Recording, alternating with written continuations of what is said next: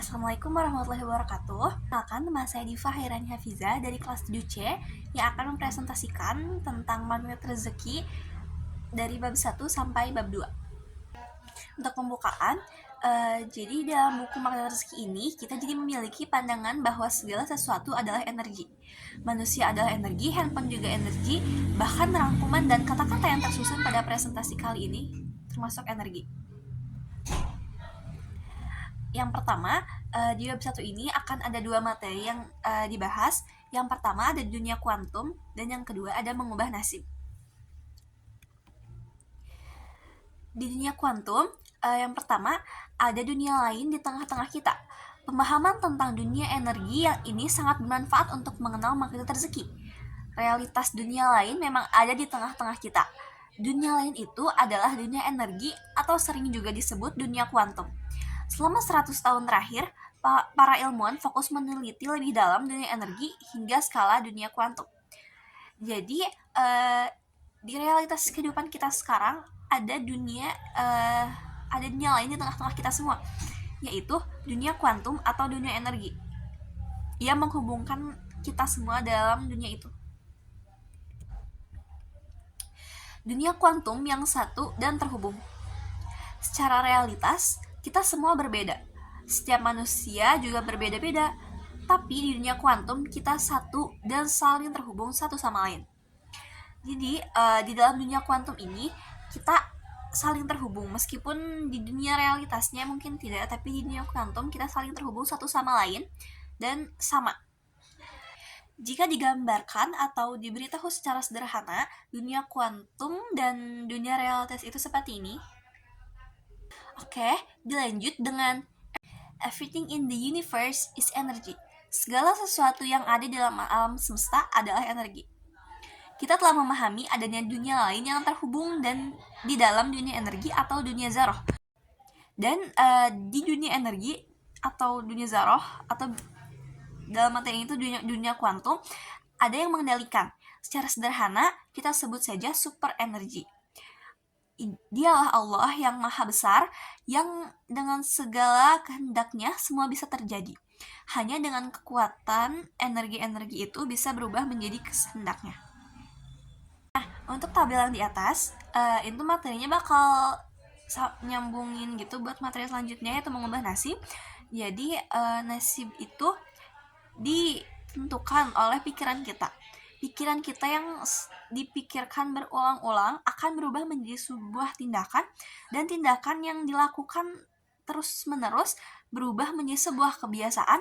Kebiasaan yang dilakukan terus-menerus lagi akan berubah menjadi karakter kita, dan karakter itulah yang menentukan nasib kita di dunia kehidupan manusia.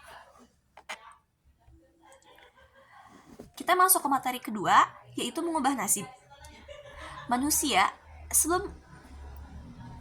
kita masuk ke materi kedua, yaitu mengubah nasib. Sebelum kita ke materi dari mengubah nasib ini, kita harus tahu kalau manusia adalah bagian dari peradaban, dan peradaban manusia terdiri atas kumpulan-kumpulan nasib. Pasti dari kalian dan aku pun sendiri nanya, kenapa nasib orang berbeda-beda?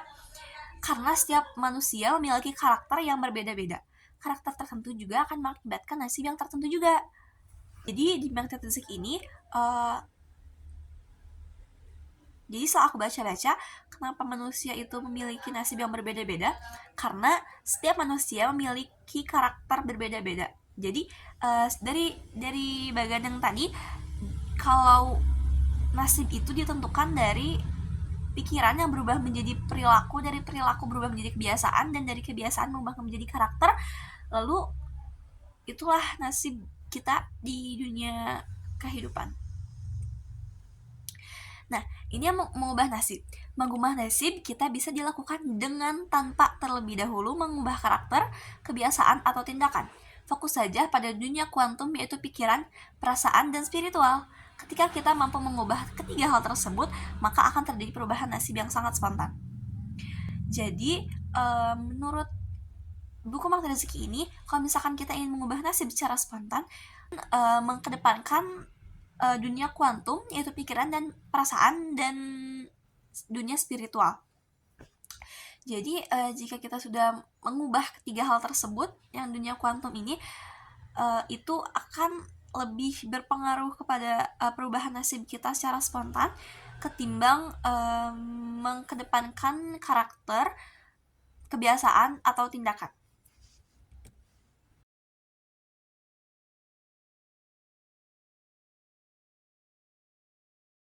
Oke, kita masuk ke bab 2. Di bab 2 ini akan ada 3 materi yang dibahas. Yang pertama ada kesalahan berpikir, yang kedua ada nasib kita adalah proyek pikiran kita, yang ketiga ada suuzon menghambat rezeki. Kita masuk ke materi pertama. Materi pertama yaitu kesalahan berpikir. Kesalahan berpikir atau biasa kita sebut suuzon.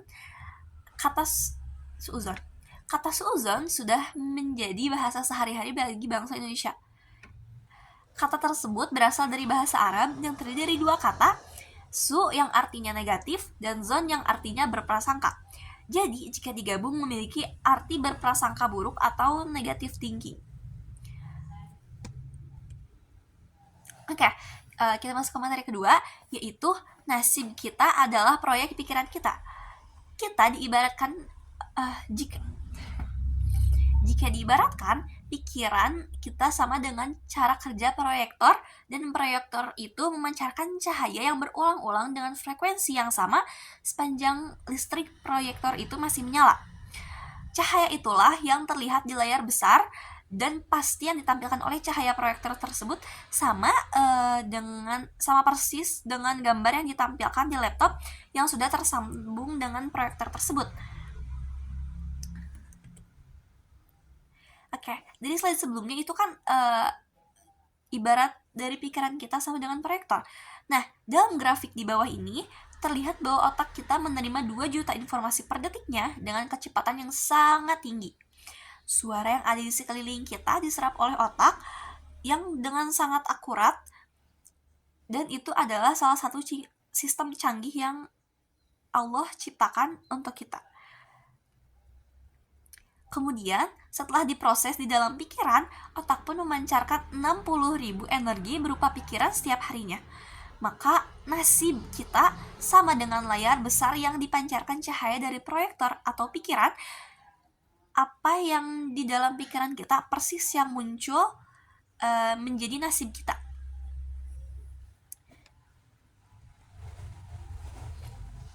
Yang ini nih materi terakhir, yaitu suuzon menghambat rezeki. Saat kita suuzon kepada orang lain, itu berarti sebenarnya kita sedang suuzon kepada diri sendiri, dan suuzon kepada Allah. Ujung-ujungnya akan seperti itu. Itu kan pasti. Dan karena itulah, karena kita berprasangka buruk kepada orang lain, berprasangka buruk pada diri sendiri, dan akhir-akhirnya berprasangka buruk kepada Allah, itulah yang mengakibatkan rezeki terhambat atau rezeki menjauh dari kita secara langsung. Dan jika kita renungi lagi, suuzon adalah dosa besar karena sudah termasuk ke dalam suuzon atau berprasangka buruk kepada Allah.